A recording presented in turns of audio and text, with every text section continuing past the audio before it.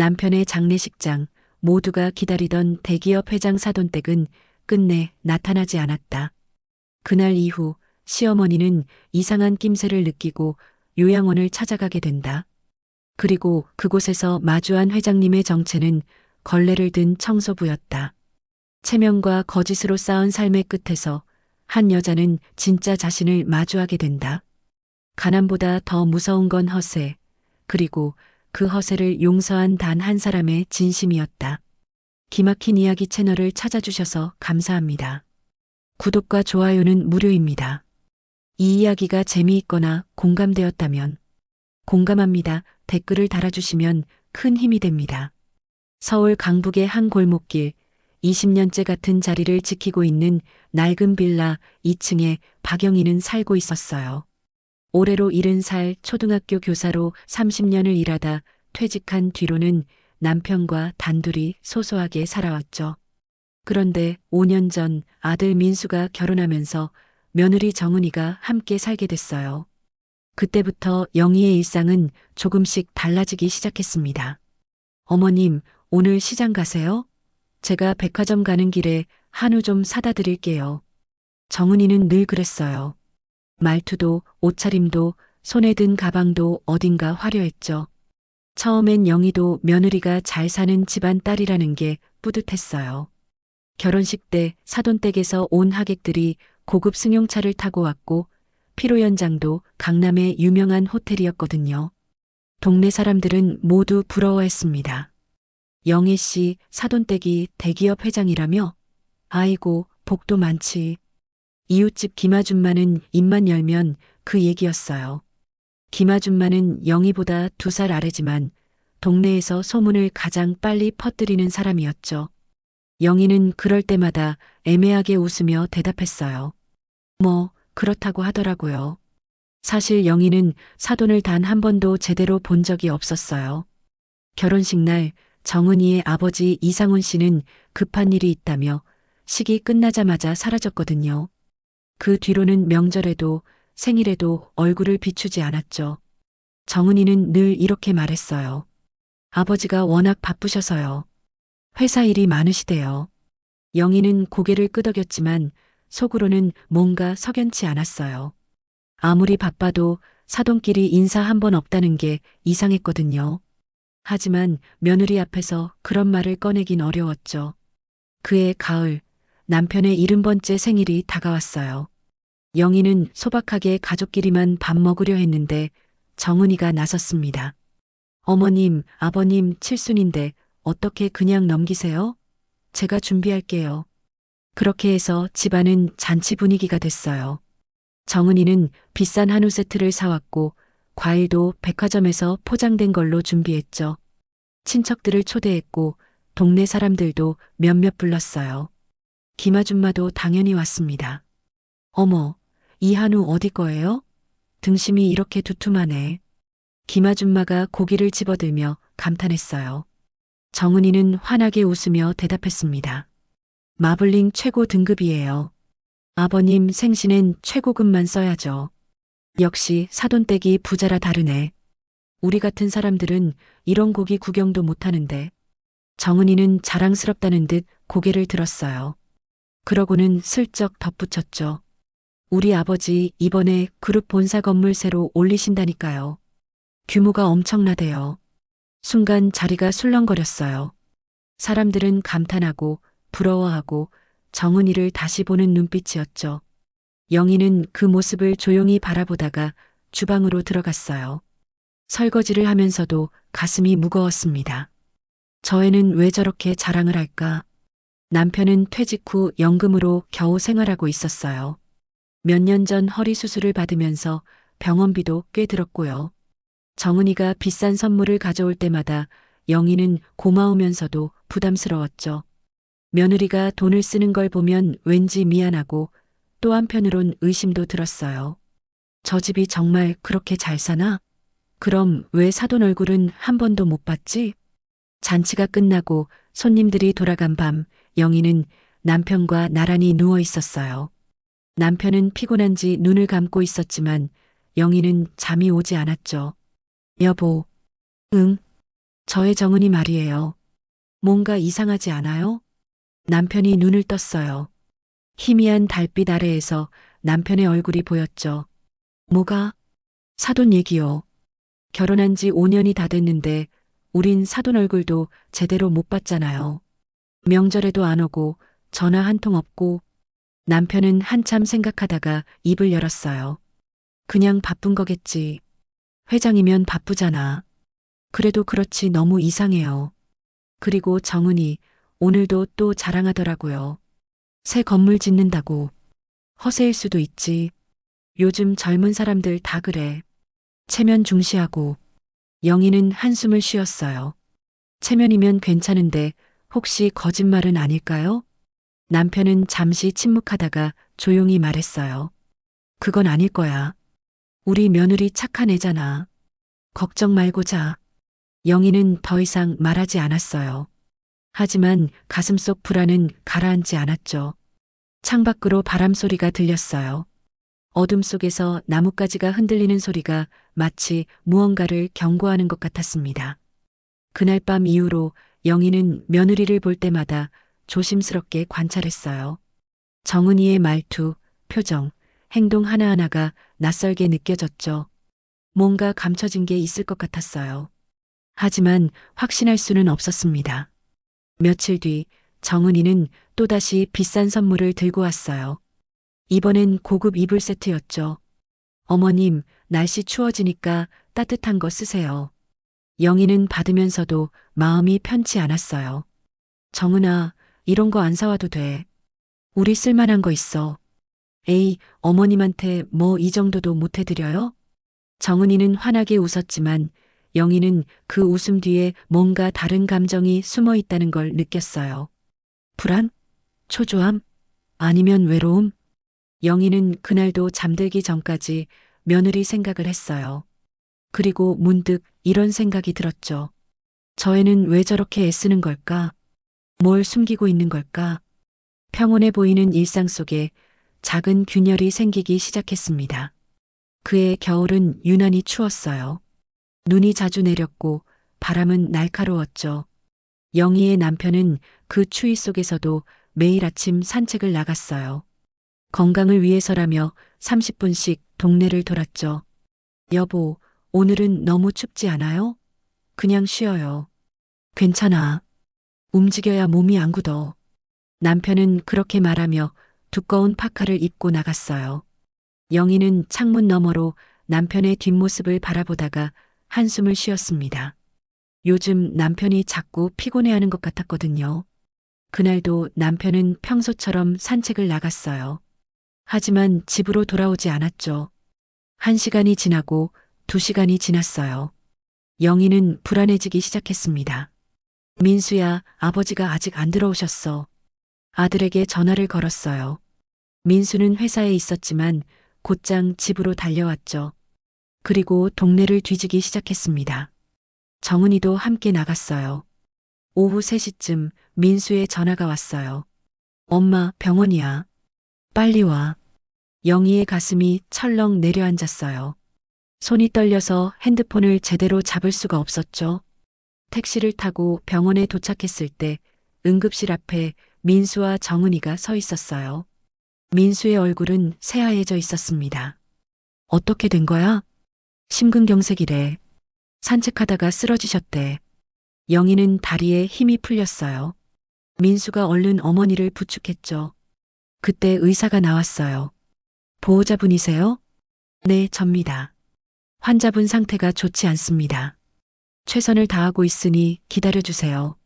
그날 밤 남편은 영희의 손을 한 번 쥐지 못한 채 세상을 떠났어요. 너무 갑작스러운 일이었어요. 아침엔 멀쩡하게 나갔던 사람이 저녁엔 차갑게 식어 돌아왔죠. 영희는 그 앞에서 한참을 울었어요. 민수도 정은이도 함께 울었습니다. 장례식은 사흘장으로 치러졌어요. 동네 사람들, 남편의 옛 동료들, 친척들이 모두 찾아왔어요. 조문객이 끊이지 않았죠. 영희는 상주로 앉아서 고개를 숙이고 또 숙였어요. 눈물은 이미 다 말라버린 것 같았습니다. 장례식 첫날 밤 김아줌마가 조문을 왔어요. 검은 옷을 입고 조용히 절을 올렸죠. 그러고는 영희 옆에 앉아서 말했어요. 영희 씨, 정말 안 됐어. 그렇게 건강하시던 분이. 고마워요, 아줌마. 그나저나 사돈 어른은 언제 오시대? 순간 영희는 멈칫했어요. 그러고 보니 장례식이 시작된 지 하루가 지났는데 사돈댁에서는 아무도 오지 않았어요. 화환 하나 없었고 전화 한 통도 없었죠. 정은아. 영희가 며느리를 불렀어요. 정은이는 조문객 응대를 하다가 다가왔습니다. 네, 어머님. 내 아버지 언제 오신대? 정은이의 얼굴이 굳어졌어요. 잠시 눈동자가 흔들리더니 곧 애써 웃으며 말했죠. 해외 출장 중이래요. 급한 일이라서 못 오신대요. 그럼 언제 돌아오시는데? 글쎄요, 일주일쯤? 영희는 더 묻지 않았어요. 하지만 이상했죠. 사돈의 사위가 죽었는데 해외 출장이 그렇게 급한 일일까? 아무리 바빠도 조의금이라도 보내는 게 예의 아닌가. 이틀째 되는 날 친척 중 한 명이 속삭였어요. 야, 사돈댁 화환도 없네. 뭐 하는 사람들이야? 회장이라며? 근데 왜 안 와? 수군대는 소리가 들렸어요.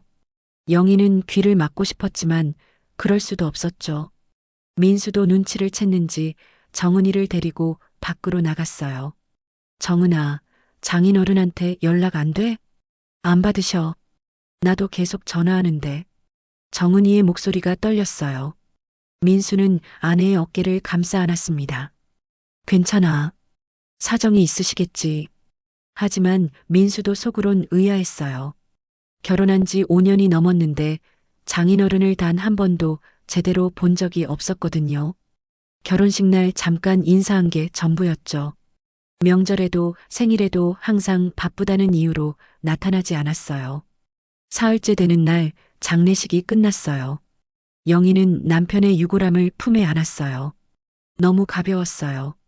평생을 함께 산 사람이 이렇게 작은 함 안에 들어가 있다는 게 믿기지 않았죠.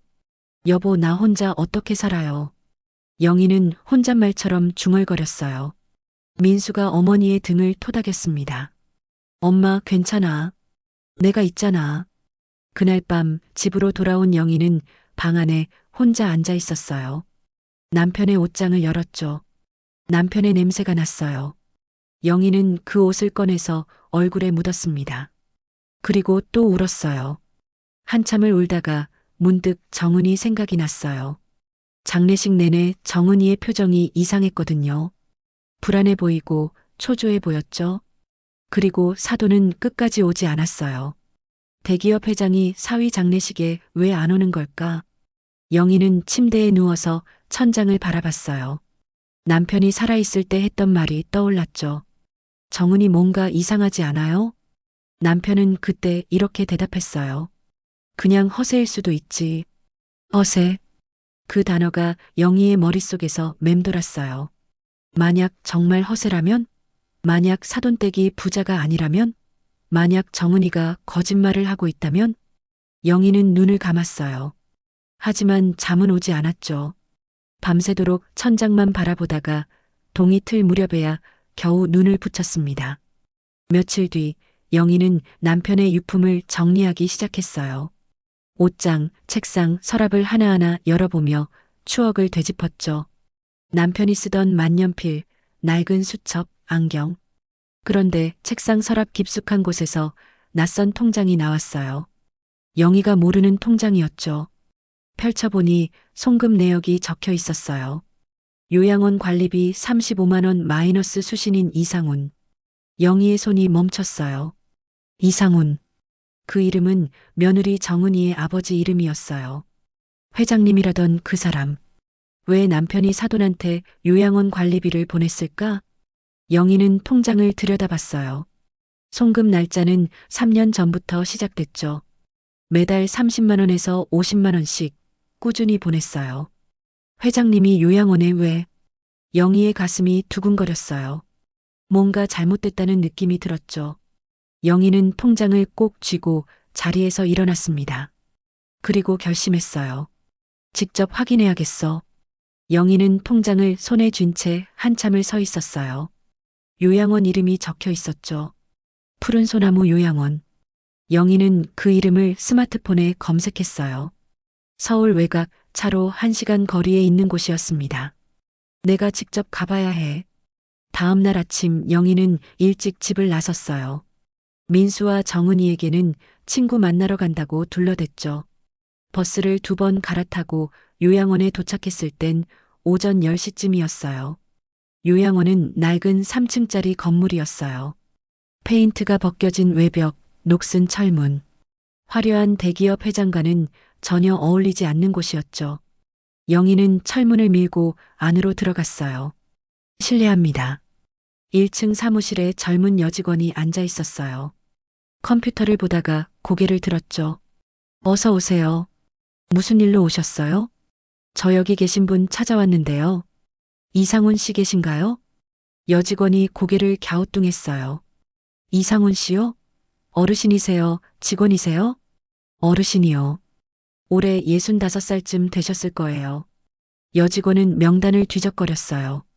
한참을 찾다가 고개를 저었습니다. 입소하신 어르신 중에는 그런 분 안 계신데요. 영희의 가슴이 철렁했어요. 그럼 혹시 여기서 일하시는 분 중에 직원이요? 잠깐만요.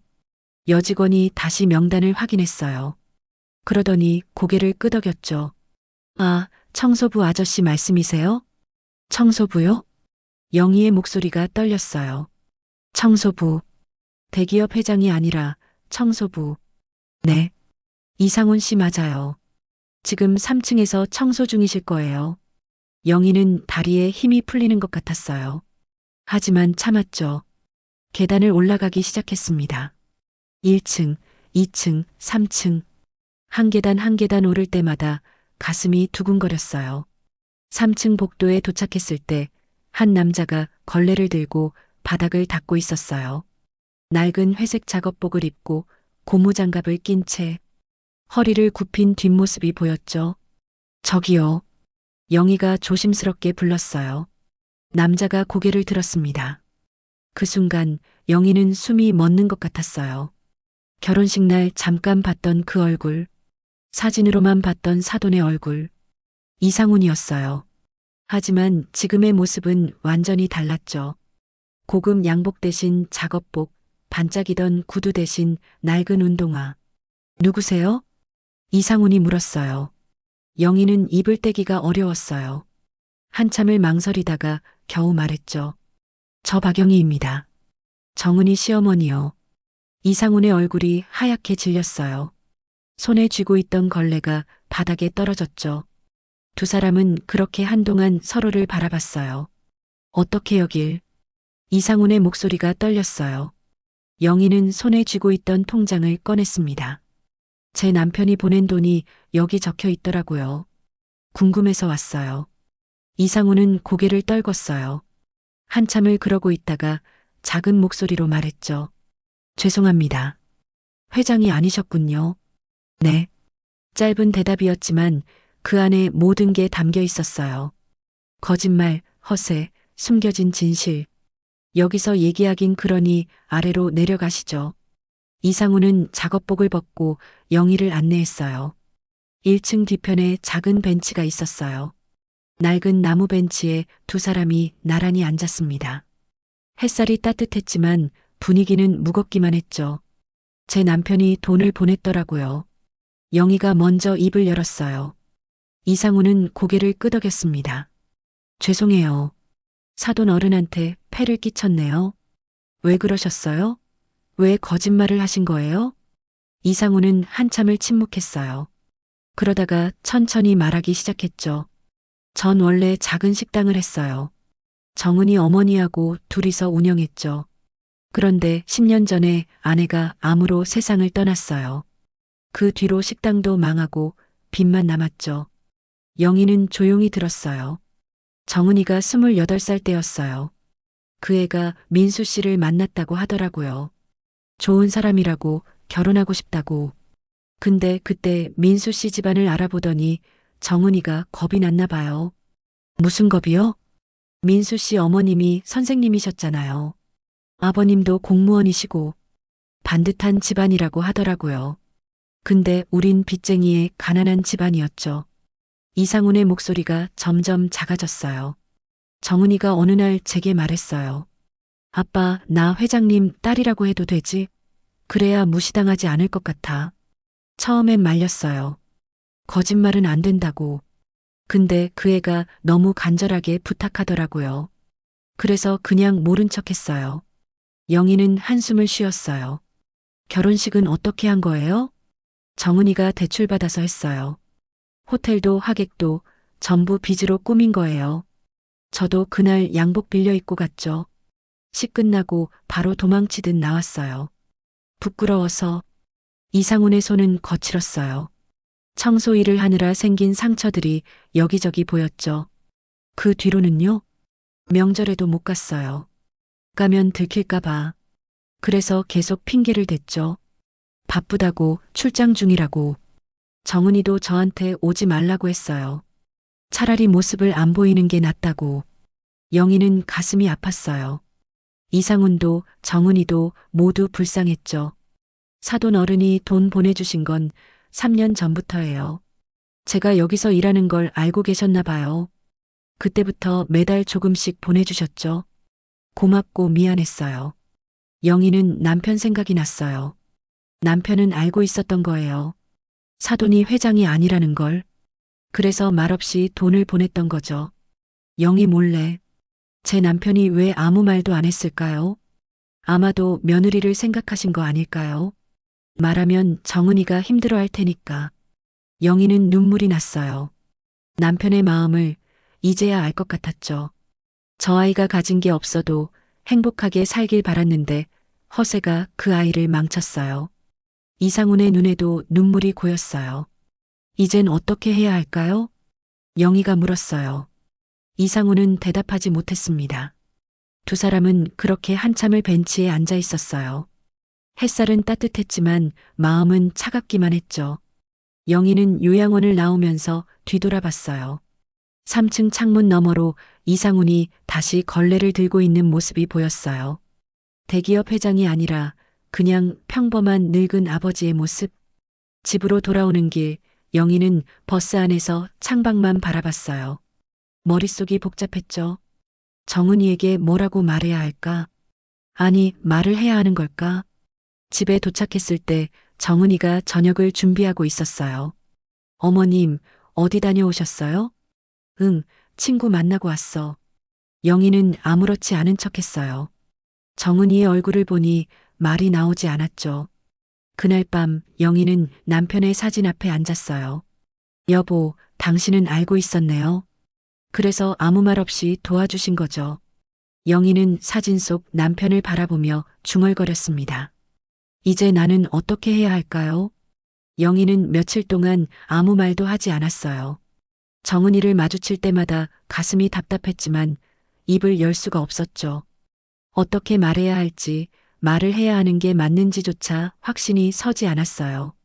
그러던 어느 날 저녁 민수가 퇴근하고 집에 들어왔어요. 표정이 어두웠죠. 무슨 일 있어? 영희가 물었어요. 민수는 소파에 털썩 앉으며 한숨을 쉬었습니다. 회사에서 구조조정 얘기가 나왔어요. 제 부서도 해당될 것 같아요. 정은이가 깜짝 놀라며 다가왔어요. 그럼 어떻게? 당신이 잘렸다는 거야? 아직 확정은 아니야. 근데 분위기가 안 좋아. 순간 정은이의 얼굴이 창백해졌어요. 손이 떨리는 게 보였죠. 영희는 그 모습을 조용히 바라봤어요. 괜찮아, 정은아. 설령 그렇게 된다 해도 우리 잘 살 수 있어. 민수가 아내의 손을 잡았어요. 하지만 정은이는 고개를 저었습니다. 안 돼, 안 돼요. 왜? 그냥 안 돼요. 정은이는 방으로 들어가 버렸어요. 민수는 어리둥절한 표정으로 어머니를 봤죠. 정은이가 왜 저래요? 영희는 대답하지 못했어요. 알고 있었거든요. 정은이가 왜 그러는지. 그날 밤 영희는 정은이 방문 앞에 섰어요. 안에서 흐느끼는 소리가 들렸죠. 영희는 문을 조심스럽게 두드렸어요. 정은아, 나야. 잠시 후 문이 열렸어요. 정은이의 눈은 퉁퉁 부어 있었죠. 어머님, 들어가도 될까? 정은이는 고개를 끄덕였어요. 영희는 방 안으로 들어가서 침대 끝에 앉았습니다. 정은이는 창가에 서서 밖을 바라봤어요. 정은아. 네. 나 내 아버지 만나고 왔어. 정은이의 몸이 굳었어요. 고개를 돌려 영희를 봤죠. 얼굴이 새하얘져 있었어요. 언제요? 며칠 전에. 요양원에 갔었어. 정은이는 그 자리에 주저앉았어요. 무릎을 꿇고 앉아서 고개를 떨궜죠. 죄송해요. 작은 목소리였어요. 영희는 침착하게 말을 이었습니다. 내 아버지, 회장이 아니더라. 죄송해요. 청소부로 일하고 계시더라. 죄송해요. 정은이는 계속 같은 말만 반복했어요. 영희는 한숨을 쉬고 물었죠. 왜 그랬니? 정은이는 한참을 침묵했어요. 그러다가 천천히 고개를 들었습니다. 눈물이 줄줄 흘러내렸죠. 무서웠어요. 뭐가? 무시당하는 게요. 가난한 집 딸이라고 무시당하는 게 너무 무서웠어요. 정은이의 목소리가 떨렸어요. 어렸을 때부터 그랬어요. 친구들은 다 좋은 옷 입고 좋은 가방 들고 다니는데 저만 못 입었어요. 수학여행도 못 갔고 생일 파티에도 초대받지 못했어요. 가난하다는 이유만으로요. 영희는 가만히 들었어요. 엄마가 돌아가시고 나서 더 심해졌어요. 아빠는 빚에 쫓기고 전 알바로 생활비를 벌어야 했죠. 대학도 장학금 받아서 겨우 다녔어요. 친구들은 해외여행 다니고 명품 가방 사는데 전 학비조차 내기 어려웠어요. 정은이는 눈물을 닦았어요. 그러다가 민수 씨를 만났어요. 처음으로 저를 진심으로 대해주는 사람이었죠. 그 사람이 좋았어요. 정말 좋았어요. 근데 민수 씨 집안을 알게 됐어요. 선생님 어머니, 공무원 아버지. 반듯하고 교양 있는 가정이더라고요. 그때 겁이 났어요. 이런 사람이 나 같은 애를 받아줄까? 우리 가난한 집안을 알면 무시하지 않을까? 정은이는 흐느꼈어요. 그래서 거짓말했어요. 아빠가 회장이라고, 우리 집이 부자라고. 결혼식도 빚내서 화려하게 치렀어요. 사람들이 부러워하게. 무시당하지 않으려고요. 영희는 가슴이 아팠어요. 정은이의 상처가 얼마나 깊었는지 알 것 같았죠. 그런데 말이야, 정은아. 네. 거짓말은 더 큰 상처를 만들어. 정은이는 고개를 숙였어요. 저도 알아요. 이제 와서 후회해도 늦었지만 저도 알아요. 내 아버지 만나고 왔는데 말이야. 그분 손이 얼마나 거칠던지. 청소하느라 상처투성이더라. 정은이는 울음을 터뜨렸어요. 미안해요. 아빠한테도 미안하고 어머님한테도 미안해요. 영희는 정은이에게 다가가서 어깨를 감싸 안았어요. 너 정말 민수를 사랑하는 거지? 네, 진심이에요. 그럼 이제부터라도 진심으로 살아. 거짓은 너도 우리도 망치니까. 정은이는 영희의 품에서 한참을 울었어요. 영희는 며느리의 등을 토닥였습니다. 마치 어린아이를 달래듯이. 그날 밤 늦게 민수가 어머니 방으로 왔어요. 엄마, 정은이한테 무슨 일 있었어요? 너 정은이 아버지 만난 적 있니? 결혼식 때 잠깐요. 왜요? 영희는 한참을 망설였어요. 그러다가 천천히 말했죠. 민수야, 정은이 아버지는 회장이 아니야. 민수는 눈을 깜빡였어요. 네. 청소부야. 요양원에서 일하고 계셔. 민수의 얼굴이 굳었어요. 하지만 놀라지는 않았죠. 오히려 조용히 고개를 끄덕였어요. 사실 저도 어느 정도 알고 있었어요. 알고 있었다고? 결혼하고 얼마 안 돼서 눈치챘어요. 장인어른이 안 오시고 연락도 안 되고 뭔가 이상하다 싶었죠. 근데 정은이가 그렇게 애쓰는 모습을 보니까 말을 못 하겠더라고요. 영희는 아들을 바라봤어요. 왜? 사랑하니까요. 정은이가 왜 그랬는지 알 것 같아서요. 그 애가 얼마나 힘들었을지. 민수의 눈에도 눈물이 맺혔어요. 이제 어떻게 할 거니? 같이 살아야죠. 진짜 모습으로. 이제 거짓은 필요 없어요. 영희는 아들의 손을 꼭 쥐었어요. 너 참 착하구나. 아빠를 닮았나 봐요. 민수가 웃으며 말했어요. 영희도 따라 웃었죠. 그렇게 모자는 한참을 손을 잡고 앉아 있었어요. 밤은 깊어갔지만 집안의 공기는 조금씩 가벼워지고 있었습니다. 며칠간 집안은 조용했어요. 정은이는 방에서 거의 나오지 않았고 민수는 출근했다가 돌아오면 아내 곁을 지켰죠. 영희는 그 모습을 지켜보며 안타까워했어요. 그러던 어느 날 오후 영희가 시장에 갔다가 돌아오는 길이었어요. 골목 어귀에서 김아줌마와 마주쳤죠. 어머, 영희 씨.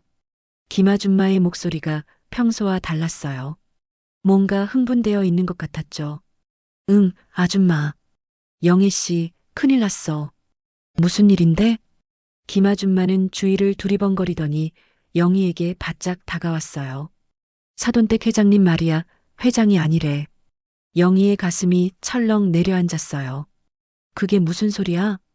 우리 동네 박신의 딸이 요양원에서 간호사로 일하잖아. 그 애가 봤대. 정은이 아버지가 거기서 청소하는 거. 김아줌마의 목소리는 점점 커졌어요. 회장이 아니라 청소부래. 세상에, 우리가 그동안 속은 거야. 영희는 아무 말도 할 수 없었어요. 김아줌마는 신이 나서 계속 떠들었죠. 나 진작부터 이상하다 싶었어. 아무리 바빠도 사돈 얼굴 한번 못 보는 게 말이 돼? 결혼식도 빚내서 꾸민 거래. 다 거짓말이었어. 아줌마, 그런 소문 함부로 내지 마. 소문이 아니라 사실이잖아. 박신의 딸이 직접 봤다니까. 김아줌마는 그렇게 말하고는 서둘러 어딘가로 가버렸어요. 아마 다른 사람들한테 또 얘기하러 가는 거겠죠. 영희는 그 자리에 멈춰 섰어요. 가슴이 답답했어요. 이제 다들 알게 되겠구나. 집으로 돌아오니 정은이가 거실에 앉아 있었어요. 얼굴이 창백했죠. 손에는 핸드폰을 쥐고 있었어요. 정은아, 무슨 일 있어? 정은이는 떨리는 손으로 핸드폰을 보여줬어요. 문자 메시지가 여러 개 와 있었죠. 정은아, 내 아빠 회장 아니라며? 거짓말쟁이. 우리 다 속였네. 빚내서 결혼식 했다며? 부끄럽지도 않아? 정은이는 핸드폰을 내려놓고 고개를 떨궜어요. 어머님, 이제 다 끝났어요. 정은아, 다들 알았어요. 제가 거짓말쟁이라는 거. 그때 초인종이 울렸어요. 영희가 문을 열자 동네 아줌마 2명이 서 있었어요. 영희 씨, 들어가도 돼? 무슨 일이세요? 정은이 있어? 얘기 좀 하려고. 영희는 난감했지만 문을 열어줬어요. 아줌마들이 들어와서 정은이를 봤죠. 정은아, 우리한테 할 말 없어? 죄송해요. 정은이는 고개를 숙인 채 말했어요. 죄송하다고? 그동안 우리 다 속이고 회장 딸인 척 했잖아. 명품 가방 들고 다니고 비싼 차 타고 다니면서 제가 잘못했어요.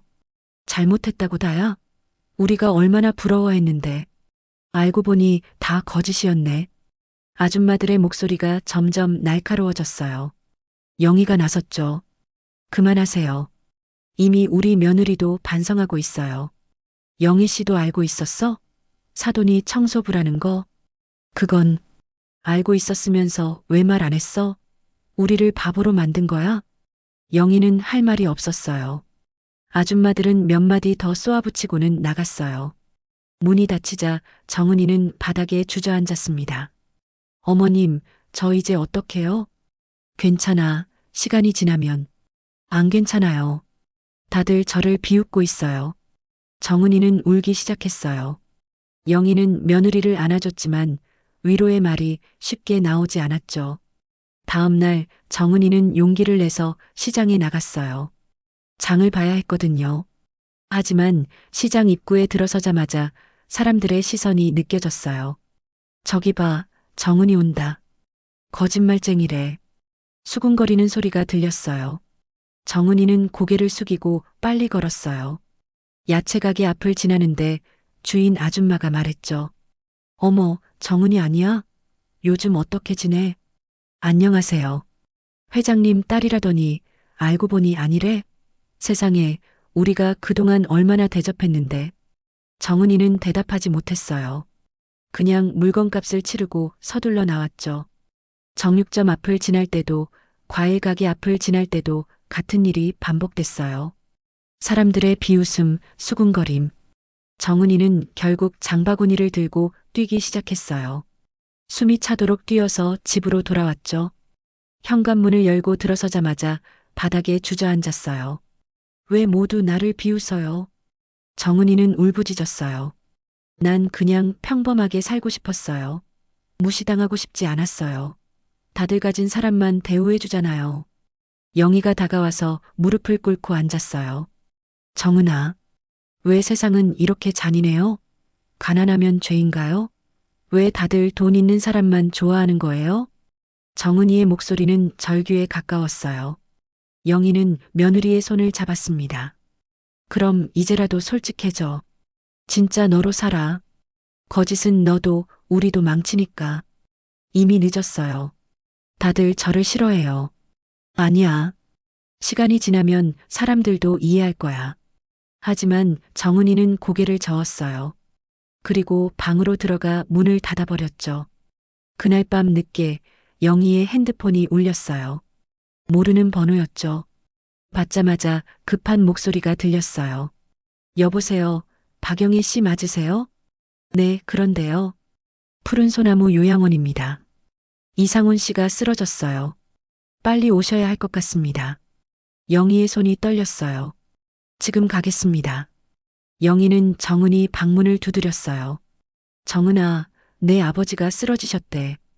빨리 가야 해. 문이 열리고 정은이가 뛰쳐나왔어요. 얼굴은 눈물로 범벅이었지만 눈빛은 또렷했죠. 지금 가요. 두 사람은 택시를 타고 요양원으로 향했어요. 차 안은 침묵으로 가득했지만 두 사람의 마음은 같은 곳을 향하고 있었습니다. 허세의 대가는 이렇게 현실의 고통으로 돌아왔어요. 택시가 요양원 앞에 멈춰 섰을 때는 밤 10시가 넘어 있었어요. 정은이는 차에서 내리자마자 뛰어들어갔죠. 영희도 숨을 헐떡이며 뒤따랐어요. 1층 사무실에 간호사가 기다리고 있었어요. 이상훈 씨 보호자세요? 네, 저 딸이에요. 2층 병실에 계세요. 과로로 쓰러지셨어요. 혈압도 높고 당뇨도 있으신데 관리를 제대로 안 하셨나 봐요. 정은이는 대답도 하지 않고 계단을 올라갔어요. 2층 복도 끝 작은 병실 문이 열려 있었죠. 침대에 이상훈이 누워 있었어요. 산소 마스크를 쓰고 링거를 맞고 있었어요. 아빠. 정은이가 침대로 달려갔어요. 이상훈은 눈을 뜨고 딸을 봤죠. 힘없이 미소를 지었어요. 정은아 왔구나. 아빠, 왜 이래요? 왜 쓰러진 거예요? 정은이는 아버지의 손을 꼭 쥐었어요. 이상훈의 손은 차갑고 거칠었어요. 괜찮아. 조금 피곤했을 뿐이야. 괜찮은 게 아니잖아요. 아빠, 혈압약 먹었어요? 병원 검진은 받았어요? 이상훈은 대답하지 못했어요. 정은이는 울음을 터뜨렸죠. 내가 미안해요, 아빠. 다 내 잘못이에요. 무슨 소리야? 내가 회장 딸인 척하는 바람에 아빠가 숨어 지내야 했잖아요. 명절에도 못 오고 생일에도 못 오고 다 내 잘못이에요. 정은이는 아버지의 손을 얼굴에 대고 흐느꼈어요. 이상훈은 딸의 머리를 쓰다듬었습니다. 아니야. 아빠가 무능해서 그래. 내가 떳떳하게 살 수 있게 해주지 못해서 미안해. 아빠는 잘못 없어요. 내가 잘못했어요. 영희는 문가에 서서 그 모습을 지켜봤어요. 가슴이 먹먹했죠. 저 부녀가 얼마나 외롭고 힘들었을까. 서로를 위해 얼마나 많은 걸 참았을까. 간호사가 들어와서 이상훈의 상태를 확인했어요. 오늘 밤은 안정을 취하셔야 해요. 내일 아침에 의사 선생님이 다시 진찰하실 거예요. 네, 알겠습니다. 영희가 대답했어요. 간호사가 나가자 영희는 침대 옆 의자에 앉았죠. 사돈 어른, 괜찮으세요? 네, 죄송합니다. 이렇게 폐를 끼쳐서 무슨 말씀을 그렇게 하세요. 우리 가족인데. 이상훈의 눈에 눈물이 고였어요. 저 같은 사람이 가족이라고 불러주시니 감사합니다. 사돈 어른은 아무 잘못 없어요. 딸 위해 고생만 하셨잖아요. 영희는 진심으로 말했어요. 이상우는 고개를 돌려 정은이를 봤죠. 정은아, 이제 그만 거짓말하고 살아라. 아빠가 회장이든 청소부든 넌 내 인생을 살아야 해. 아빠, 내가 행복했으면 좋겠어. 부자가 아니라 좋은 사람이 되길 바랄 뿐이야. 정은이는 아버지의 손을 꼭 쥐고 울었어요. 영희도 눈물을 훔쳤습니다. 밤이 깊어갈 때까지 세 사람은 병실에 함께 있었어요. 정은이는 아버지 곁을 떠나지 않았고 영희는 창가에 앉아서 밤하늘을 바라봤죠. 새벽 2시쯤 민수가 병원에 도착했어요. 퇴근 후 소식을 듣고 달려온 거였어요. 장인어른 괜찮으세요? 민수는 침대로 다가가서 이상훈에게 인사했어요. 이상훈은 놀라서 민수를 봤죠. 민수 씨 미안합니다. 그동안 속여서. 아닙니다. 괜찮아요. 회장이 아니라 청소부라는 걸 알고 실망했겠어요. 민수는 고개를 저었어요. 실망 같은 거 안 했어요. 장인어른이 무슨 일을 하시든 제게 중요한 건 정은이에요. 정은이를 사랑하니까요. 이상훈의 눈에서 눈물이 흘러내렸어요. 고맙습니다. 제 딸을 잘 부탁합니다. 제가 오히려 감사하죠. 좋은 사람을 아내로 만났으니까요. 민수는 정은이의 어깨를 감싸 안았어요. 정은이는 남편의 품에서 다시 울었죠. 영희는 그 모습을 보며 조용히 미소 지었어요.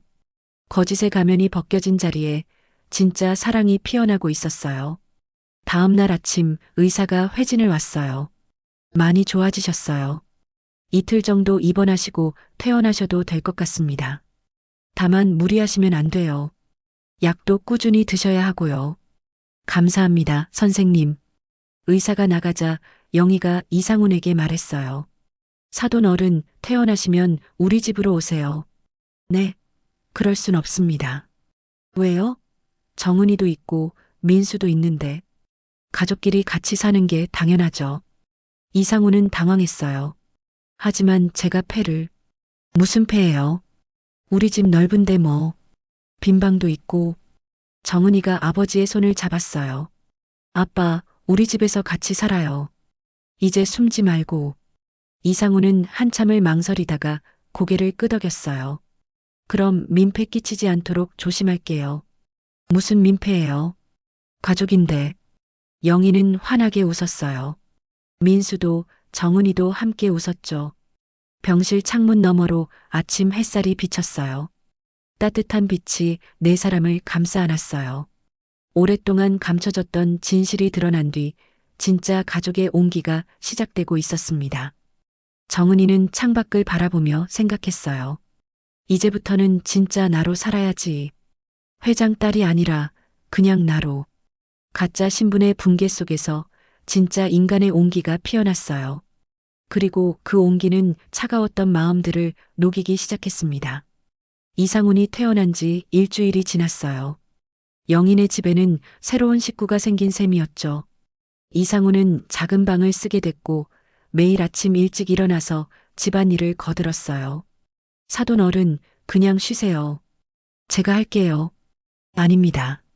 신세 지는데 이것도 못하면 어떡합니까? 이상훈은 청소도 하고 설거지도 했어요. 영희는 그 모습을 보며 안타까워했지만 말리지 않았어요. 이상훈에게도 자존심이 있을 테니까요. 정은이는 많이 달라져 있었어요. 예전처럼 화려한 옷을 입지 않았고 명품 가방도 들지 않았죠.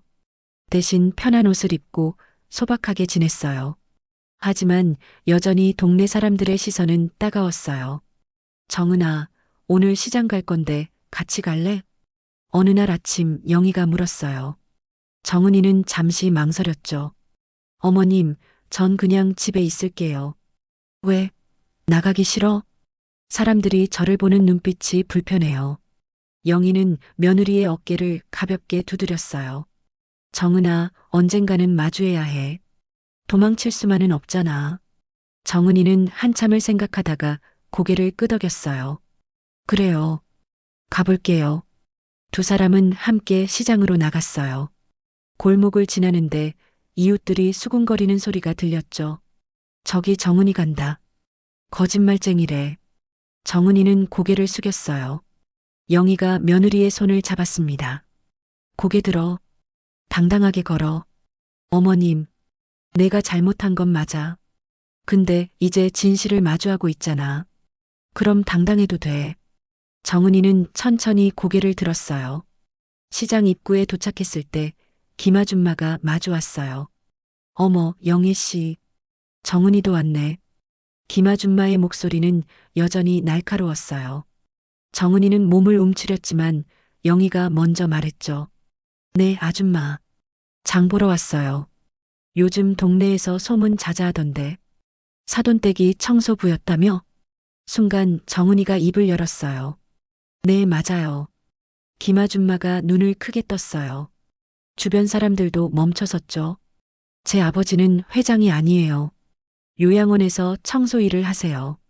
정은이의 목소리는 떨렸지만 또렷했어요. 그동안 거짓말했어요. 제가 무시당하는 게 싫어서, 가난한 게 부끄러워서, 그래서 거짓말했어요. 사람들이 모여들기 시작했어요.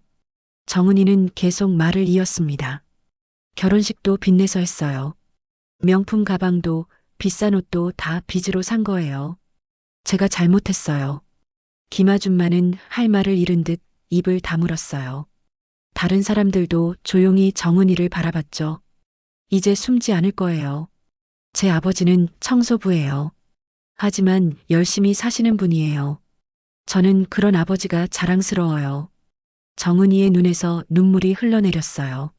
하지만 목소리는 흔들리지 않았죠. 저 용기 없는 사람이에요. 거짓말로 사람들을 속였어요. 정말 죄송해요. 정은이는 깊이 허리를 숙였어요. 영희가 옆에서 함께 고개를 숙였습니다. 저 아이 용기 있지 않습니까? 부끄러움도 고백할 줄 아는 게 사람입니다. 영희의 목소리가 울려 퍼졌어요. 김아줌마는 말문이 막혔고 다른 사람들도 고개를 숙였죠. 한 할머니가 앞으로 나왔어요. 시장에서 과일 가게를 하시는 분이었어요. 정은아, 고개 들어. 정은이가 고개를 들자 할머니가 말했어요. 잘못을 인정하는 게 쉬운 일이 아닌데 용기 냈구나. 할머니, 사람은 누구나 실수해. 중요한 건 그걸 고치려고 노력하는 거지. 할머니는 정은이의 손을 잡았어요. 그러자 다른 사람들도 하나둘 고개를 끄덕였죠. 그래, 젊은 사람이 실수할 수도 있지. 이제라도 솔직해진 게 다행이야. 분위기가 조금씩 바뀌기 시작했어요. 물론 여전히 곱지 않은 시선도 있었지만 예전처럼 노골적인 비난은 아니었죠. 정은이는 눈물을 닦으며 사람들에게 다시 한번 고개를 숙였어요. 감사합니다. 이제 제 진짜 인생을 살겠습니다. 영희는 며느리의 어깨를 감싸 안으며 미소 지었어요. 그렇게 두 사람은 시장을 걸었어요. 사람들의 시선은 여전했지만 정은이의 발걸음은 예전보다 가벼웠어요. 야채 가게 앞을 지날 때 주인 아주머니가 말했어요. 정은아, 이거 서비스야. 가져가. 신선한 상추 한 봉지를 내밀었어요. 정은이는 깜짝 놀랐죠. 괜찮아요, 아주머니. 가져가. 젊은 사람이 용기 낸 거 보니 기특해서. 정은이는 상추를 받으며 고개를 숙였어요. 영희는 그 모습을 보며 가슴이 뭉클했어요. 집으로 돌아오는 길 정은이가 말했어요. 어머님, 생각보다 사람들이 나쁘지 않았어요. 그럼 그렇지. 사람들은 거짓말이 싫은 거지, 가난한 게 싫은 게 아니야. 저 그동안 착각하고 있었나 봐요. 뭘? 사람들이 돈 있는 사람만 좋아한다고 생각했어요. 근데 사람들은 진실한 사람을 좋아하는 거였어요.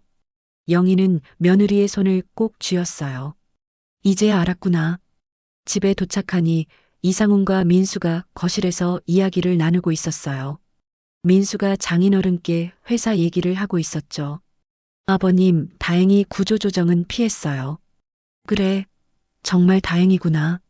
네, 앞으로 더 열심히 해야죠. 민수는 환하게 웃었어요. 이상훈도 따라 웃었죠. 예전 같으면 어색했을 광경이지만 지금은 자연스러웠어요. 다녀왔어요. 정은이가 장바구니를 내려놓자 이상훈이 물었어요. 시장 어땠어? 괜찮았어요, 아빠. 사람들한테 다 얘기했어요. 그래, 힘들지 않았니? 처음엔 힘들었는데 말하고 나니까 속이 후련해요. 이상우는 딸을 꼭 안아줬어요. 정은이는 아버지 품에서 편안하게 웃었죠. 그날 저녁 5식구가 함께 밥을 먹었어요. 소박한 저녁 식사였지만 그 어느 때보다 따뜻했어요. 건배. 민수가 물잔을 들었어요. 5사람의 잔이 부딪혔죠. 우리 가족 앞으로 거짓 없이 살자. 그래, 진실만 말하고 살자. 다들 웃으며 물을 마셨어요. 허세의 결말은 고백이었고 그 끝에는 인간으로서의 회복이 있었습니다. 1년이 흘렀어요. 계절은 다시 가을로 돌아왔고 단풍이 거리를 물들이고 있었죠. 영인의 집은 여전히 그 자리에 있었지만 집안의 분위기는 완전히 달라져 있었어요. 아버님, 물 드릴게요. 정은이가 요양원 병실로 들어왔어요. 손에는 보온병과 도시락을 들고 있었죠. 이상훈이 침대에 누워 있었어요. 건강이 많이 좋아진 모습이었어요. 고맙다, 정은아. 천만에요. 제가 해야 할 일인걸요. 정은이는 1년 전부터 요양원에서 자원봉사를 시작했어요. 처음엔 아버지를 돌보기 위해서였지만 지금은 다른 어르신들도 함께 돌보고 있었죠. 오늘 할머니들한테 손 마사지해 드렸어요. 다들 좋아하시더라고요. 그래, 우리 딸 기특하네. 이상우는 자랑스럽다는 듯 미소 지었어요. 정은이도 따라 웃었죠. 예전의 화려한 화장은 사라지고 소박하지만 건강한 얼굴이 되어 있었어요. 아빠, 약 드세요. 정은이가 약봉지를 꺼냈어요. 이상우는 순순히 약을 받아 먹었죠. 1년 전만 해도 약도 제대로 안 챙겨 먹던 사람이었는데 지금은 딸이 챙겨주니까 꾸준히 복용하고 있었어요. 정은아, 민수 씨는 잘 지내니? 네, 회사 일도 잘 되고 있어요. 요즘 승진 얘기도 나온대요. 그래, 다행이구나. 어머님도 건강하세요. 요즘 동네 노인정에서 봉사활동 하신대요. 이상우는 고개를 끄덕였어요. 1년 전과는 모든 게 달라져 있었죠. 거짓말로 쌓았던 허상은 무너졌지만 그 자리에 진실한 삶이 자리 잡았어요. 정은아. 네, 아빠. 행복하니? 정은이는 잠시 생각하다가 환하게 웃었어요. 네, 행복해요. 진짜로요. 그럼 됐어. 그게 아빠가 바라던 거야. 오후가 되자 영희가 요양원에 도착했어요. 손에는 도시락 2개를 들고 있었죠. 사돈 어른, 점심 드세요. 아이고, 또 이렇게 오시고. 전화하시면 제가 갈 텐데. 괜찮아요. 산책도 할 겸 왔어요. 영희는 도시락을 펼쳤어요.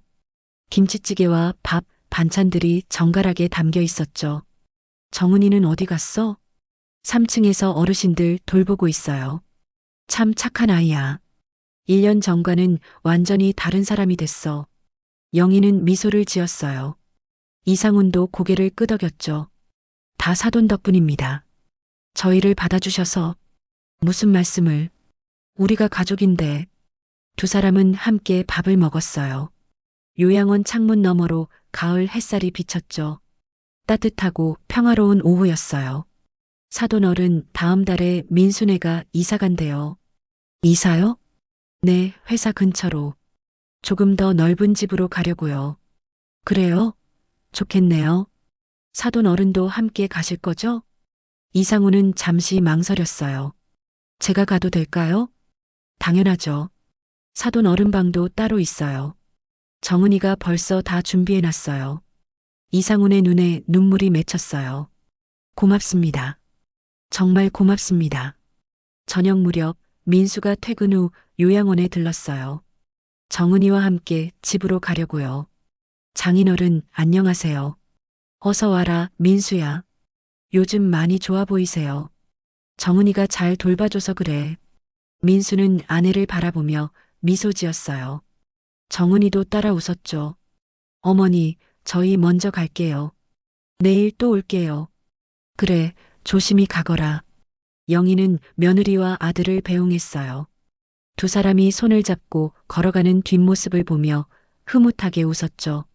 사돈 어른, 저도 이만 가볼게요. 네, 조심히 가세요. 영희가 나가려는데 이상훈이 불렀어요. 사돈, 네, 정말 고맙습니다. 제 딸을 그리고 저를 받아주셔서. 영희는 돌아서서 따뜻하게 웃었어요. 이제 정말 회장님 사돈 같으세요. 마음이 부자시니까요. 이상훈은 눈물을 흘렸어요. 영희도 눈시울이 붉어졌죠. 우리 모두 진심으로 살아요. 그게 제일 중요한 거잖아요. 네, 그렇습니다.